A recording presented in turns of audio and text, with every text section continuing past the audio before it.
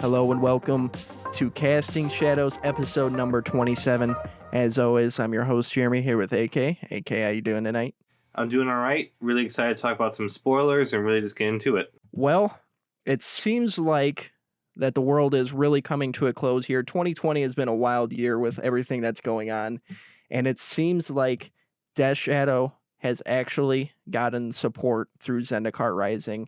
That just might be... That is a lie. What? What is this? Are you serious? It's quite possible. There's a lot of people hyped about this first card that we're going to talk about. Rotting Registrar. Yes. That's what we're... really try to push that one in there, please. Why'd you say please like that? I don't know what came over you, but... Okay, all right. But on a serious note, it is Sky something, right? What's it called again? Scourge of the Skyclaves. One generic and one black. Demon creature type. It has a kicker of 4 generic and black. When you cast this spell, if it was kicked, each player loses half their life rounded up. Scourge of the Skyclaves power and toughness are equal to 20 minus the highest life total among players. So there's a couple things that I do like about this card. This already seems like it's an extra threat for Grixis Death Shadow and maybe other Death Shadows.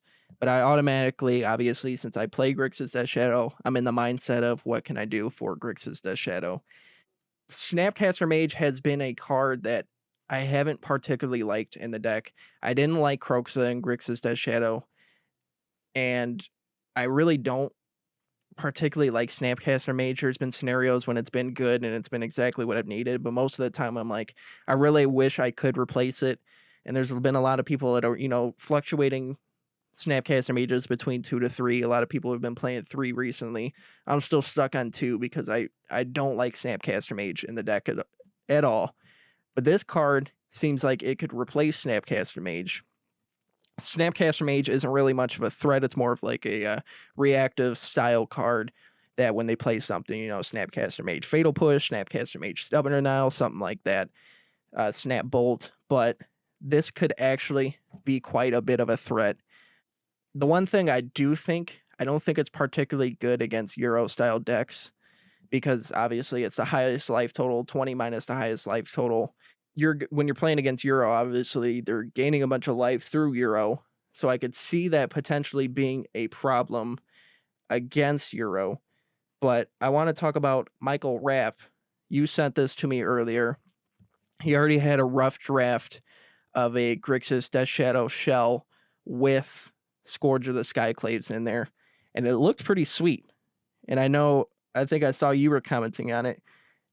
Pretty happy to see 3 lightning bolts in the main board again, because obviously, we're taking a bunch of life through Fetch, Shocking, Thought Seizing, and all that. We want to also do damage to them as well, so Scourge of the Skyclaves can become bigger. And a lot of the shell is still basically the same, but I want to start off by asking, what do you think about Scourge of the Skyclaves? I know I gave a little bit of my take. What do you think about the card in general? And what do you think about the playability in Grixis Death Shadow or any of the Death Shadows? And then Michael Rapp's list. So, right off the bat, I was pretty, skeptical of the card at first. I was like, okay, wow, we were so close, to getting, a Death Shadow boost, But then I started looking at the card more, started reading it more, and I was like, hang on a second, this actually could work in Death Shadow.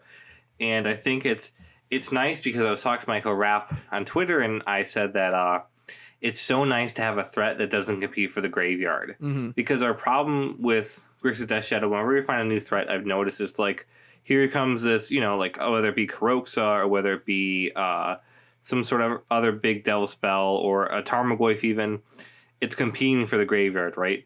Which makes us think, okay, do we want Angler or do we want no Angler? It really forces us to consider Angler as a non-option, which I don't want to do because the big fish is one of my favorite creatures in Death Shadow.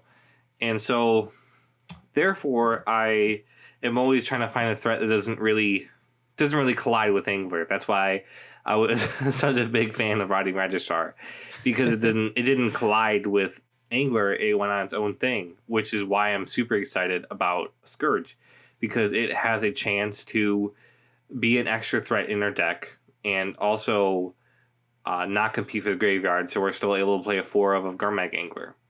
So this way we're going from 8 main creatures to 12 main creatures, able to just smash face, and they're all big meaty creatures that you have to answer. None of them are like, oh, I let that Snapcaster gain some chip damage, or like I don't mind that. Like, no, this is a creature you're gonna have to deal with, because there's this huge body coming in just ready to smash your face. Like, they fetch shock, it's already a 3/3 for 2 mana. They take a bolt, goes from a 3/3 to a 6/6 for 2 mana, and then you swing once. Like, again, like if you get one combat step in with this thing when it's already like a 3 or 4 power creature, it just gives it, that much more on its power and toughness, which is awesome. Like, I love that. And then you have like a huge Death Shadow on board and a huge Gurmag Angler, or a Lightning Bolt in hand, ready to just kind of lower the life total even more. And I love Lightning Bolt. Lightning Bolt's one of my favorite cards when it comes to Grixis Death Shadow, and I'm always really sad to see it let go when it goes out, because I think it's just like sometimes it's a little that extra oomph that we need in order to kind of overcome some decks. And sometimes you get an opponent like 3 or 4 life, or even 6 life, and you're like, man, if I had 2 bolts over, this game would be over. Like so I really wish that we can incorporate Bolt into our deck, even more than what we did in the past. I mean, I am a little bummed about Snapcaster. I actually kind of like Snapcaster a lot in the deck, because it gave you that, like, every card that was in your graveyard, like whether it be a Thought Scour, Serum Visions, or a Stubborn Denial, it represented another card. Like, you get to do that card again if you do that Snapcaster. So I always like drawing the Snapcaster and being super excited, like, okay, I can do whatever I want to do again. So I was always pretty pumped about that. But then, like you said, though, it's never really kind of found its big home in, unless it was like 2017.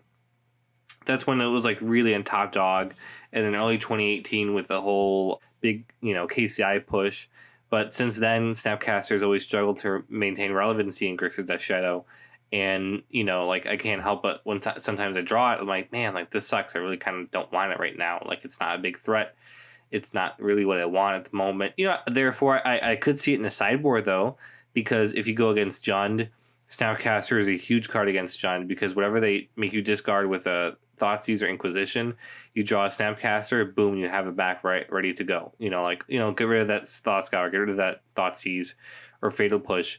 Here comes Snapcaster Mage just to ruin your day, kind of buy back whatever you got discarded. So as for Michael Rapp's list, I think it's an awesome rough draft. I'm really excited to go testing with it and kind of to get my feet wet, and I'm just super excited to have another big threat. I see some people tinkering with the Gurmag Angler numbers, going down to 3, even 2 Gurmag Anglers.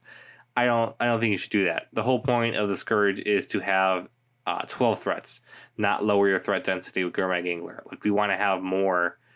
We want to have like so many threats, like whatever we draw at the top of the deck could be a threat. So I say you keep the 4 of Scourge and the 4 of Angler as of now, because I think we really just need to have all the threats we can get our hands on.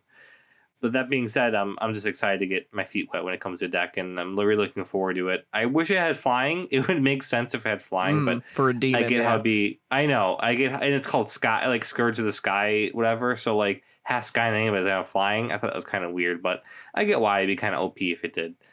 Yeah, I agree with you.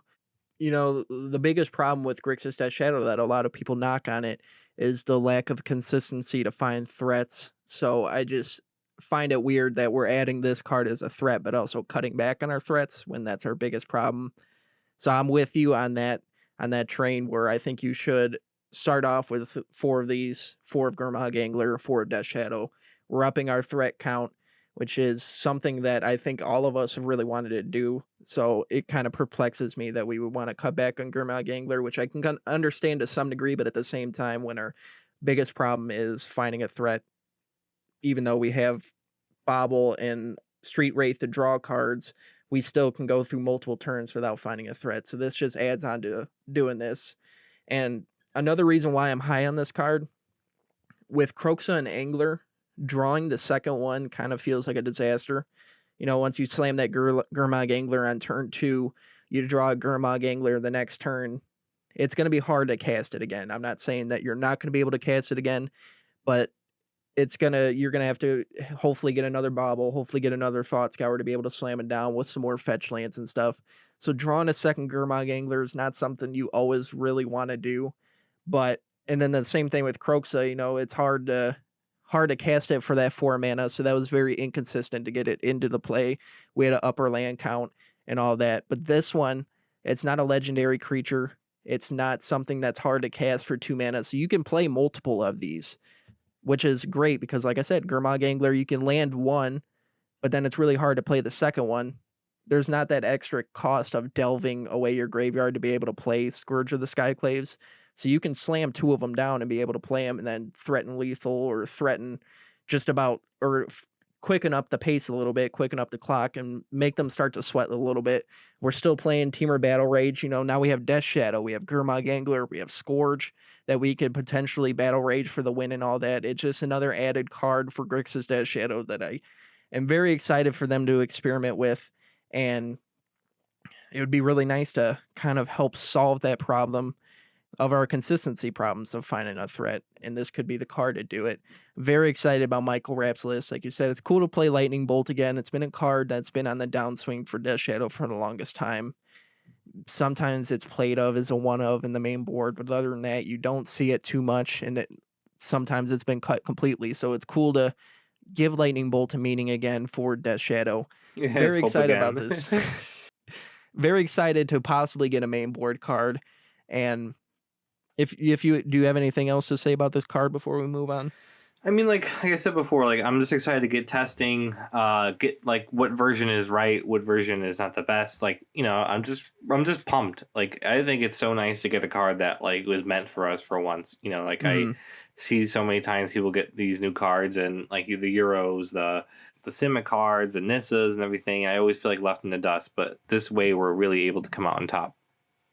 Yeah, quick question. Do you agree with me that you could foresee this being a problem card against Euro when they're able to gain so much life? Oh yeah, for sure. I think it's definitely a problem card, and I think it'd be easily sided out at that point. Like if they're playing a Euro deck, I'm like, okay, you know what, like this guy or Scourge isn't working, kind of thing. So we're gonna have to side it out, or kind of like how we do with against humans, where we're playing against humans, and it's like, okay, you know what, Gurmag Angler is probably the worst threat because of Reflector Mage. So I'm going to switch over to Death Shadow being my main threat, because you have to pivot yourself to get to that kind of creature you need. And if like with the Euro game 1, you're going to have to do that a lot. And then that might come into play with you talking about Snapcaster being in the sideboard. If you're playing against Euro, it might be helpful to bring in 2 copies or something to replace Scourge, and then find another 2 cards to replace the other 2 copies of Scourge if you want to cut out 4 completely, just to give you a different grindier element, unless you really want to try to race them with Bolt and all that against Euro. But I think it'd be kind of cool to try this out in the main board. Maybe I would be interested in trying out Snapcaster in the sideboard, because I still think it is a very good situational card. It's not good all the time, but there is definitely elements where it is really good to save yourself from dying as a chump blocker. Yeah. Or like you said, and I said before, flashing it in to grab a Fatal Push, to grab a Stubborn Denial, Thought Scour, any 1 mana, 2 mana spells, as long as you have the mana for it. So it could be we could be seeing a little shift of Grixis Death Shadow, a little shift in the main board, shift to the sideboard. And there's 2 cards that were also spoiled in Zendikar Rising that are potential sideboard cards. And you alluded to it in the last podcast. We talked a little bit how if we're interested to see cards or see like the color pie get kind of shifted a little bit. We talked potentially there was a black card that could hit enchantments, and we got that card. So we have Feed the Swarm for generic and a black, sorcery speed, destroy target creature or enchantment an opponent controls. You lose life equal to the permanent's converted mana cost. So I'll let you start with this. How do you feel about Feed the Swarm overall as a potential Grixis Death Shadow sideboard card, or even any of the Death Shadows? I think it's really cool for the non-white variants who struggle immensely when it comes to removing enchantments. Then again, Modern isn't really big right now with enchantments. I don't think there are any like hardcore enchantment hitting decks around. That being said, though, like, it's possibly that it could pop up in the future, and then we have to deal with it then. So as far as it's called Feed the Swarm, correct? Right? Yes. Okay. As far as Feed the Swarm goes, I feel like it's a really good staple if enchantments ever become really big in Modern again. Enchantments are really never huge in Modern, besides in like sideboards like the ley lines or stuff like that. But that's not really. I don't even count those really as enchantments. I feel like people just pay for the opening hand, and then if it's not in their opening hand, if it's that type of meta, you just concede at that point. I'm thinking about like Hogak and that era kind of thing. So as far as enchantment removal in Modern, I don't think it's really like a big deal. Like I could definitely see it popping up in some sideboards, but I don't think it's going to make waves or anything like that. For Grixis Death Shadow, it is that something we could tutor up, or something we could use against like a Blood Moon type deck, or maybe a Fires of Invention type deck. That we really need to get that enchantment out of the way, and this is our one way of getting rid of it. And then losing life sometimes could be a bonus, so knocking out the Rest in Peace to kind of turn our Anglers back on. It also is not just dead when you don't have it, because it can destroy a creature, which is really nice, I think, and it kind of opens you up to knocking out their threats, and you lose a little bit of life. Modern's a very aggressive format with a lot of value creatures. You look at Euro, Thalia, Champion of the Parish, Tarmogoyf, Dark Confidant. These really, 3 to 2 mana cards, with even 1 mana cards that accrue so much value that I would totally pay, a life or 2 to remove them from the board. Mantis Rider is a card that we struggle with a lot too sometimes if it's 3 CMC. This is a quick way to take it out. I really like this card. I think it's unique. I know some people are really kind of aggravated with the color pie bending, but I don't mind it. I feel like Wizards already did away with that when it came to green, so why shouldn't black get something? Mm. And even though, it kind of strays away from the color pie, it's brought back together to the black color pie because you have to lose life equal to the converted mana cost. Yeah, the paying the price type exactly. thing. That fits black, that molds black. That's like the center of what black is. So while you're doing that, you're also doing that. That kind of brings it back. As far as Feed the Swarm, like you said, enchantments aren't really that prevalent right now in Modern. I try to look up some, like Gruul Midrange. They play Utopia Sprawl. They play Blood Moon. You also can face against Seal of Fire, which this card would be horrible against because they can just sack it in response to you trying to destroy recommend it. that spicy sideboard. Exactly. So basically, you just have Utopia Sprawl that you can hit, or Blood Moon, which Blood Moon can be a backbreaker against us sometimes. But another point that I think about this card is also that it's a sorcery card, sorcery speed. So it's not, if it was instant speed, I think it would be a pretty good card to put in the sideboard. Sorcery kind of takes it down a notch for me a little bit. That being that kind of slow, if you try to use it against decks that play a lot of counter spells, it's not going to be very good. You have to do it on your turn. You can't do it at end of turn of their turn or something. So it kind of slows you down a little bit. And I think potentially there's better options for creature removal anyway that are instant speed. So if you're looking at it for creatures, then there's definitely better options. If there's a lot of Blood Moons at your local game store, if like you go to a 5-round event and 3 or 4 of them are playing Blood Moon, then okay, I could see playing this in the sideboard. And I think it'd be more of a Grixis sideboard than anything. 4-color and Jund, they already have access to green. They have access to Abrupt Decay. They have access to Assassin's Trophy, which are way better than this card is because they can hit out that stuff easily. So this would be more of a sideboard for Grixis Death Shadow than anything. I don't really see the others playing it too much. But yeah, I think it was a pretty interesting card. I could potentially see it in the sideboard if enchantments start to get a little bit better. But as of right now, I think it's just a cool card to kind of keep track of and try to remember if things start to change a little different. And this last card is another potential sideboard card called Cleansing Wildfire. It is a generic and a red sorcery speed. Destroy target land. Its controller may search their library for a basic land card, put it onto the battlefield tapped, then shuffle their library, draw a card. How do you feel about this card potentially in the sideboard of Death Shadow? I really like this card. I think this is one of a pretty much slam dunk when it comes to sideboard cards. I think it's awesome. I think 2 mana is just where we want it. It draws you cards or replaces itself, and it gets rid of that problematic land that we really need to worry about.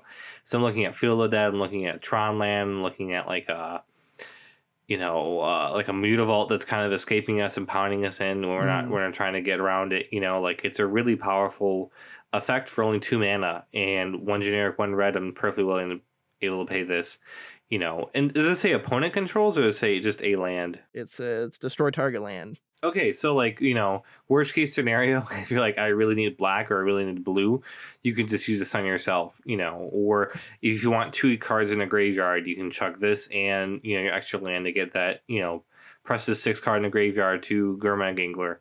I don't recommend it, but desperate times call for desperate measures. And then, like I said, drawing a card is just like the icing on the cake. I think it's awesome. You're able to kind of recruit value and use your resources in order to compete with them. And I think, knocking off their Tron land, knocking off their Field of Dead strategy, or maybe the Raging Ravine is a really simple way of kind of securing yourself in the race. So I really like this card. And like I said, 2 mana is so aggressively cost. I wish it was an instant, but sorcery will have to do. Mm-hmm. Jeremy, what do you think about this card? Yeah, that was one of the things I first noticed, is that it was sorcery speed. Again, just like I said with Feed the Swarm, sorcery speed kind of takes it down a little bit because you have to play it on your turn. The top half of it is pretty okay. I thought it was pretty average, pretty decent card. But the bottom half of it is what makes it a modern playable card, what makes it a Death Shadow playable card. Like you said, there's a lot of problem lands. You could hit a Field of the Dead, you can hit a Mutavault, you can hit Celestial Colonnade, all those problem lands that could potentially just wreak havoc on your day. But the fact that it replaces itself is what makes it really prevalent and what makes it more of a card that I could see being played in the sideboard of Death Shadow more than Feed the Swarm. Now, Grixis Death Shadow has been playing a lot of Damping Sphere, and just kind of like Snapcaster, I've never really been a huge fan of Damping Sphere. I've tried it on the sideboard. I have times where it really helped a lot, but then there's been times where I'm paying 2 mana for a Fatal Push, or I'm paying 1 mana for a Mishra's Bauble, because I want to be able to cast multiple spells on my turn, but Damping Sphere is punishing them, but it's also punishing me at the same time. So Cleansing Wildfire can be a nice little card that we can replace Damping Sphere. And I was on the Discord, I've seen a lot of people talking about that as well, that they were interested in trying this out over Damping Sphere because they're not huge fans of Damping Sphere. So replacing itself is fantastic. I was thinking of a very situational thing, since we're talking about Blood Moon. If we get Blood Mooned and all we have is like Watergrave, Blood Crypt, or whatever on the battlefield, we could also use this against ourselves to go grab our basic swamp so that we can play Gurma Gangler, or we can play Death Shadow. We have access to Fatal Push. So this could be, that was a very situational, Blood Moon lands, and then you're like, oh, well, I don't really, everything that I have is now mountains. So this could be nice to, you could potentially use it against yourself. You get yourself a swamp so that you can play whatever is in your hand, but you also draw a card on top of it, which is very nice. I'm definitely, like I said, I'm definitely more interested in trying this out in the sideboard of Death Shadow, of my Grixis Death Shadow over Feed the Swarm.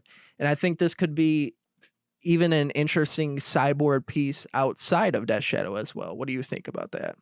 Yeah, I think if you're an aggressive deck like Mono Red Prowess or Red Black Prowess or even Burn, sometimes with Tron and those big mana decks, you just need that one little opening to pound through, to get through, to really just close out the game. And sometimes you're just a turn away. If they were delayed Tron just one more turn, you could have won. But you get steamrolled sometimes. But this 2 mana spell allows you to slow it down a bit without intervening with your stuff, drawing a card so it replaces itself. So you get more. So if you're playing, Mono Red Prowess, you're digging closer to that final lightning bolt you need to finish off the game, or to make your Soul Scar Mage bigger, or draw into your Bedlam Reveler. So I think cards or decks like we are a tempo aggro deck at the end of the day. Grixis Death Shadow is. But a lot of aggro decks in general can use this to their advantage, and I think it'd be awesome against big mana decks. I agree with that as well. I can foresee this being a card that people play outside of Death Shadow, and I'm excited to see how these cards play out when they are active and we can play with it. There's another card that I saw somebody talking about with Death Shadow, but I really don't think it's going to be played in Death Shadow at all. But I think it's an interesting card, or could be an interesting card in Modern. And it is Magmatic Channeler, which is a generic and a red creature human wizard. As long as there are 4 or more instant and or sorcery cards in your graveyard, Magmatic Channeler gets +3/+1. And it's originally a 1/3, so that makes it a 4/4 if you have 4 or more instant and or sorcery cards in your graveyard. You could also tap it, discard a card, exile the top 2 cards of your library, then choose one of them. You may play that card this turn. How do you feel about this possibly in Modern? And then also, how do you feel about somebody talking about it with Death Shadow? Could you see it in Death Shadow at all? For Death Shadow, I'm going to say no. I'm sorry. I don't think it'd be good in Death Shadow. It just feels like it'd be too clunky.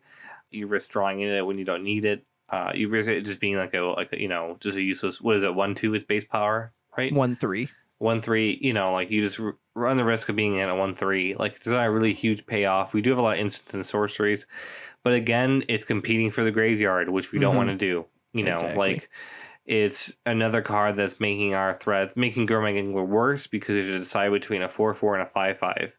A 5/5 that can't be fatal push, may I add, where this is prime fatal push target. Like against Jund, sometimes Gurmag Angler will win you the game because they draw their fatal pushes or their abrupt decays. They don't have anything to remove this Gurmag Angler.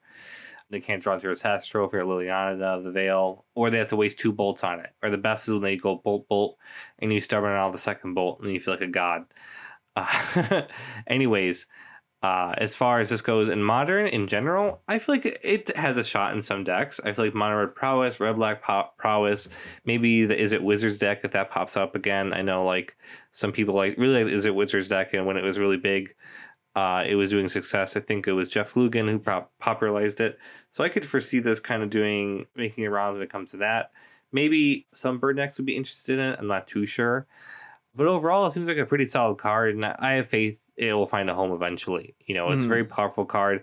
I really wish Is It Phoenix was around because it'd be perfect for that style deck. But even I could see it coming out of some Storm sideboards, kind of like how Thing in the Ice was. Maybe it's a little more quicker of a threat. Sometimes a Thing in the Ice they struggle to flip it, but this comes down and turn. You can, turn you put it out, it can become a 4/4, help you block, help you swing for the kill. So I like the card. I think it's pretty decent. I just don't think it will see play in Death Shadow. Mm-hmm. I agree with that. I don't foresee this being a card that we play with Death Shadow. That point that you said that it competes with the graveyard, you're kind of conflicted because if obviously with Gurmag Angler, you're delving your graveyard away, which just makes this a 1/3 for 2 mana that you'll have to replenish the graveyard with to try to make it prevalent. It's too much fighting with each other. It's too much. It's kind of reminds me a little bit of Kroxa and Gurmag Angler in the same deck because with Kroxa, you want to play it, but you have to escape it. Escape 5 cards, and then it's like, well, Gurmag Angler 2. But at least if you do Kroxa over Gurmag Angler, that's a threat. This one's not guaranteed to be a threat. And if you hit Graveyard Hate on the other side, this just makes this a very unpowerful card, I believe. And that's why I think it's kind of fringe in Mono Red Prowess, Black Red Prowess as well. With Black Red Prowess, they got Abbot of the Carol Keep, which I think is probably one of the weaker creatures in the deck, but also at the same time, it's being able to, I think you peel off the top card of your library and you can play that turn or the next turn with Abbot. So this one kind of could compete with that, but at the same time, like I said, if you hit Graveyard Hate, this one's just a 1/3 once your graveyard gets taken out, while Abbot, it still has prowess, so that if you still have cards in your hand, you still have the way of making it bigger and stronger. Whereas this one, you have to do all the work all over again. So, Is a Wizards, I think it would be a fit in. Is a Wizards would be cool with it. As far as Death Shadow and some of the other decks, definitely not Death Shadow, and I think it could definitely be fringe play in Modern. And some of the other ones outside of Death Shadow, we explored some of the Death Shadow possibilities, some of the ones that we think are shoe-ins. There are some other spoilers that I think are fringe or could see play in Modern. And the first one is Maddening Cacophony, which is generic and a blue sorcery. Kicker is 3 generic and 1 blue. Each opponent mills 8 cards. If this spell was kicked, instead, each opponent mills half their library rounded up. It's another tool for mill, obviously. I don't think it's going to see play. I believe this card is better than Breaking and Entering, which is 2 mana for Breaking, and it does the top 8, the same thing. just having that kicker option, I think automatically makes it better than breaking and entering. But even that's a card that's no longer played in mill anymore, so I don't really see this being played in mill. And I think by the time, honestly, that kicker could be active because you have to pay 2 mana and kick it for 4 more mana. So that's 6 mana. So while it said instead each opponent mills half their library rounded up, while that sounds like great when you read it, by the time you have 6 mana ready and active to use against it, you probably already archive trapped them. You probably already glimpsed them. So they might have like 15 cards in their library. So you really don't want to kick it then, because then it's less than if you just pay the 2 mana. So don't think it's too good for mill. What do you think? As far as mill goes, I feel like it's like you said, like it's, you know, by the time you get to 6 mana, I feel like the game is pretty much over. You know, that being said, it could be used as that final push to win the game. That'd be kind of cool. But more often than not, I feel like you're not going to get to 6 mana. Like if you're in the 6 mana, the game is basically over, or they've locked you in their, you know, blue-white control deck and they're just playing with you at that point. So I feel like definitely kind of a fringe playable card. Maybe it'll show up in some, you know, budget mill list, but I don't think it's going to be, you know, going anywhere anytime soon, so to speak. I agree.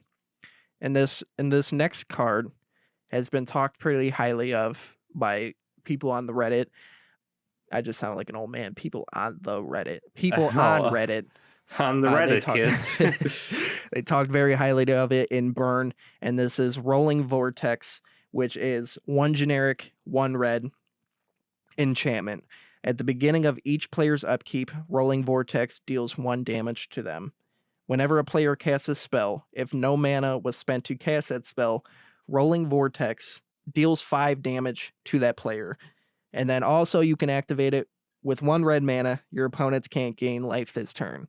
Now, a lot of people were talking about Skullcrack is not their favorite card in the Burn sideboard. So they were very interested in trying this out as a replacement of Skullcrack in the sideboard, because deal 1 damage cumulative on their upkeep while you're also bolting them. You're also rift bolting them. You're getting in with Goblin Guide. You're getting in with Lava Spike. That's a lot of damage that potentially you're going to hit them. And then if you have this out and they cast Euro, okay, in response, I'm going to activate this for red mana. You're not going to gain that 3 life this turn, instead of Skullcrack, which is 2 mana. So I'm very interested in this card. And if this sees a lot of play, this is where maybe Feed the Swarm becomes better in the sideboard of Grixis Death Shadow, because of the fact that, you know, Burn is a fun matchup, honestly, for Grixis Death Shadow. I think it's fun to play it when you're playing against Burn, because you really have to think about every little thing you're doing. Do I really want to fetch Shock here, because I know they have a handful of just spells that they're just going to hit me with and I'm going to die quickly. And this is another one of those cards that they land, you know, okay, every upkeep I'm going to be losing 1. I got to be able to make sure that I play around that. And obviously we're not going to be trying to gain any life, but that's a really prevalent ability that a lot of Euro style decks really try to use against them, as they start to gain a bunch of life through Euro. Or even Timely Reinforcements has been a sideboard card that people have been using a little bit. That's 6 life. They slam that down. You have a Goblin Guide on there. They're going to get 3 soldiers, but you're also going to be able to nullify that 6 life that they gain. How do you feel about Rolling Vortex in Modern? I feel like it really hedges against, if I'm correct, it says whenever a player casts a spell from their graveyard, it does 5 damage. Or without paying mana cost, it's 5 damage too. So this really protects against those like ad nauseum ass decks that kind of just spew their whole hand without paying anything, you know, or like Underworld Breach style decks that were pretty prevalent, you know, when not anymore, but when Urza and the Underworld Breach combo was really big, when they would cast a bunch of stuff for free.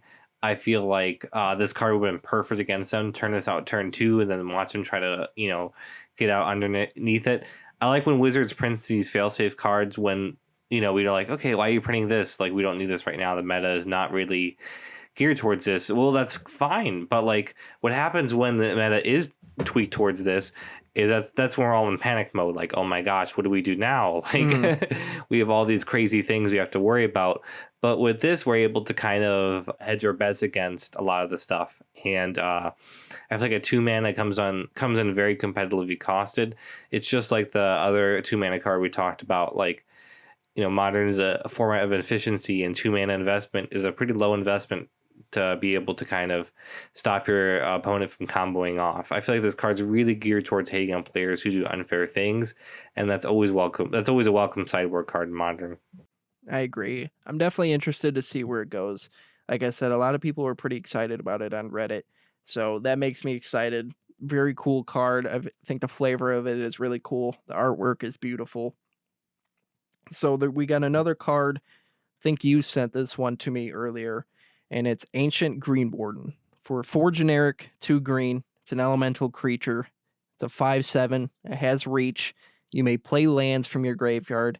If a land entering the battlefield causes a triggered ability of a permanent you control to trigger, that ability triggers an additional time. How do you feel about this card in Modern? Oh god, Primeval Titan just has a new toy now. I feel like Yep. they always get big dumb creatures that destroy like everyone, and I feel like this is no different. It's very competitive. It's very competitively costed. Again, I keep that's my catchphrase for tonight, I guess. But it's costed pretty well for them, meaning the big Titan decks, because this is like a 0 mana investment, or like it's a mana investment, but it's nothing out of the ordinary. Like 6-7 mana. Okay, they used to play that huge big Cyclops warrior that does, I think, like 6 damage to whoever casts a non-creature spell. Mm-hmm. I forget what that was called, but like they're used to playing these huge creatures that do insane things, and this is something that fits right into it. They get double Valakut triggers, double Reveal the Dead triggers. They get to castify their graveyard. Like it's busted, And I feel like it coming in, it's a 5/7 or is it 7/7? 5/7. A 5/7, 5 damage is really no joke, and one swing with a Titan plus double Valakut triggers with this in the field, you're pretty much screwed. And if anything, it's a 5/7 huge beater who's going to be just as angry as Primeval Titan, and it scares me, and I'm not looking forward to seeing it across the table. I agree with that. You sent me this card, and I thought of Field of the Dead and Valakut right away. Being able to trigger that again, that's basically just GG at that point. Once they land that, and obviously 6 mana is a lot of mana, but for Primeval Titan, for Valakut and all that, 6 mana is really not a big deal because they're usually playing like Azusa where they're going to get extra lands into play, and 6 mana is not out of the question by turn 4 or anything. It's not like they have to wait until turn 6 to play their 6th land to play this. There's going to be no problem of them getting 6 mana easily to be able to play this, and then getting those additional triggers is really going to hurt. Absolutely. So I am excited to see this card perform in Modern. Not really excited to be on the other side of it, but it is really cool to see another card that could potentially be used in the Modern. And there's another green card called Turn Timber Symbiosis, something like that. 4 generic, 3 green, sorcery. Look at the top 7 cards of your library. You may put a creature card from among them onto the battlefield. If that card has converted mana cost 3 or less, it enters with 3 additional +1/+1 counters on it. Put the rest on the bottom of your library in a random order. Do you feel that this card could be Modern playable at all? I can foresee this in Titan once again. Like a big green dumb spell, like able to pump out and tutor for a creature feels like something that Titan would love. And they already play was a Castle Garenbrig, so like this being another like utility land they could play, and it also doubles as a spell. Like seems something that they would really want. Early game, it's a land to help them ramp. Late game, it's a spell to go grab something they want to kill you with. So again, Titan just gets a ton of support.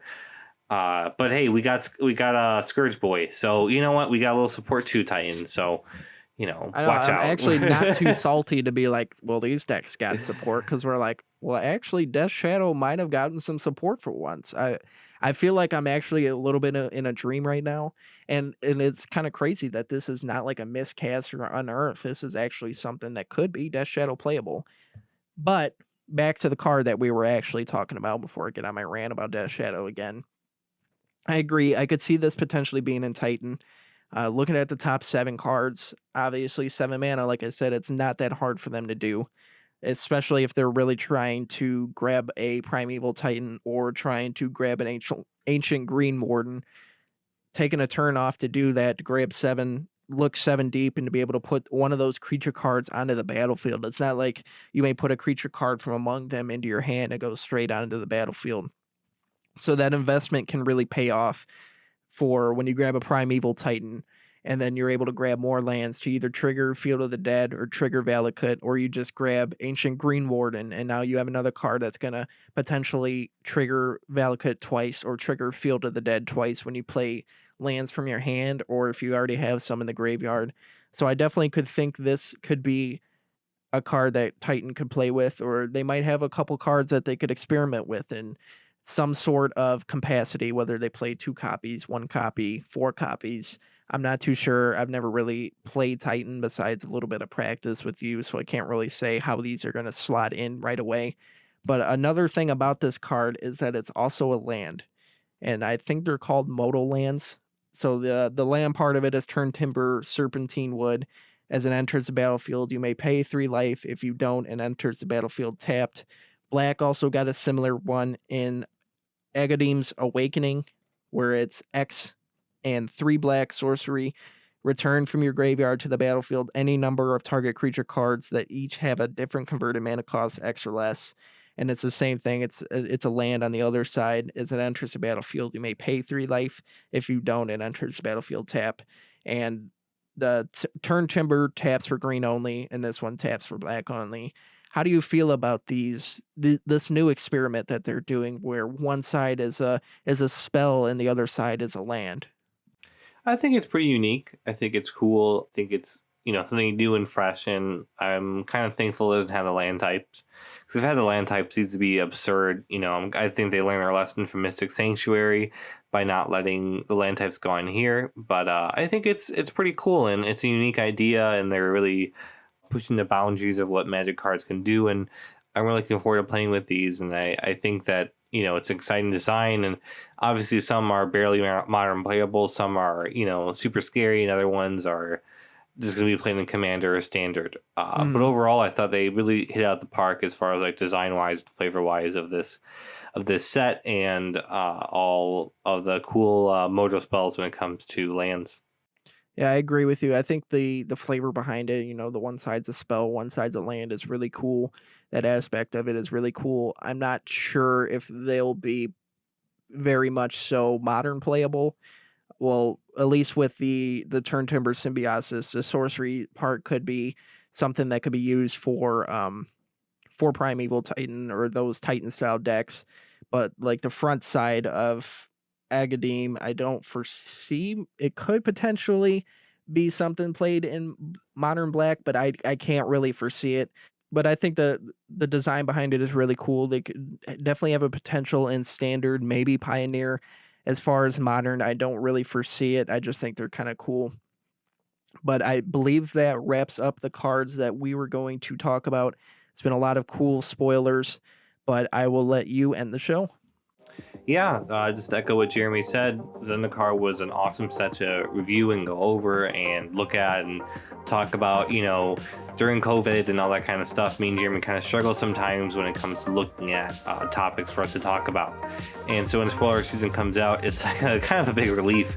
We have stuff to talk about and go over with you guys. And I'm really looking forward to playtesting Scourge, getting some more results to you, and, maybe talk about some results on the podcast.